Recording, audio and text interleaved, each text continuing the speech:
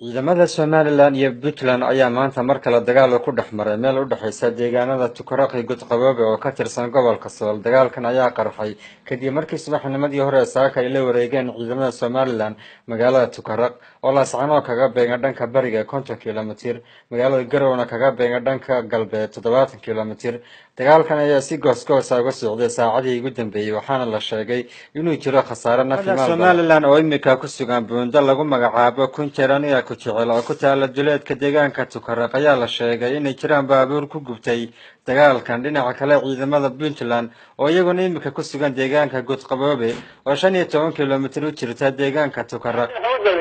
waata bal ka waran xaaladda Tukaraq iyo xiisadan ka soo cusboonaatay ee u dhaxaysa Puntland iyo Somaliland. meesha way isku dagaaleen saaka ma garan waa tahay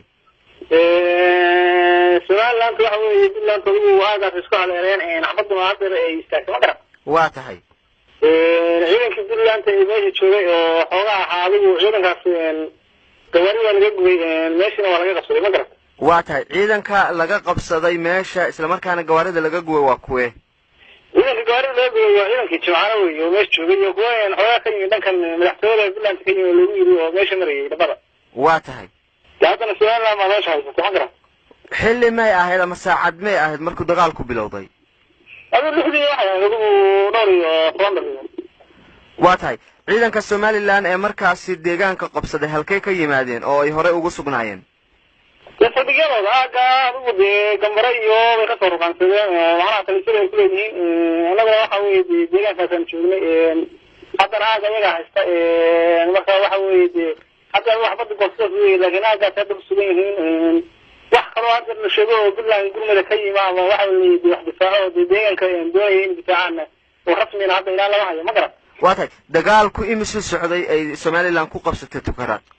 adigu deynta hadda riyaasan oo garanaysa waqtiga aad soo wacay iyo waqtiga aan ku sheegay inta u dhaxaysa iyadoo ay shaqada hadana ciidanka Somaliland si toos ah inay yar kala fuliyo waxa weeye information-adiisa ama transparency si toos ah militariga ma isticmaalo macnaha ciidanka loo joogay wax yar baa ku filan wax inta la dagaalamo wax yar marka adigu hadda rasmiga oo hay'adaha waxa weeye ciidankaas aaga sababay isaga haysta wala kastankii wala Tukaraq wala deedida wala dhagaxa aaga soo macal gudbooda isaga haysta ka sida gurmadana anagu ilaa hadda maayno hadduu dagaal dhaco khasaare ayaa la filan karaa ma ka war haysa khasaare dhimasho iyo dhaawac leh oo dadka rayidka ee deegaanka soo gaaray ama ciidamada isdiriray hadda khasaare rasmi loo sheegi karo waad garan kartaa dagaal markuu dhaco naga warrama khasaare macnaha maxaa dhacay ma karo waxa weeye marka information la bixin karaa xaaladda sida weeye deegaanka ku soo gabagabeyn oo soo ma jiraan haatan wax xiisada colaadeed oo meesha ka socota ama gurmadyo labada dhinac soo gaaraya tawaabaya maxaa ciidanka Puntland ilaa xuduudaha sagal waa sheeganaa waxa weeye naga dowladda way yiraan information rasmi ah oo military attack laga hayo wala hadda waxa weeye waxa ku soo dagaaday Somaliland waxa ku soo dagaaday waxa weeye madaxweynaha federaalka ee soo dagay oo waxa weeye dalka weyn hata oo aan la isaga ka gaabiyay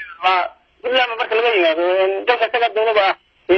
waxa weeye shaqadii loo baahnaa oo deegaanada kala maamul ahaan rabay in loo dhiso oo awood yeesho waxa weeye maanta in soo weeraro Puntland ka way ka tahay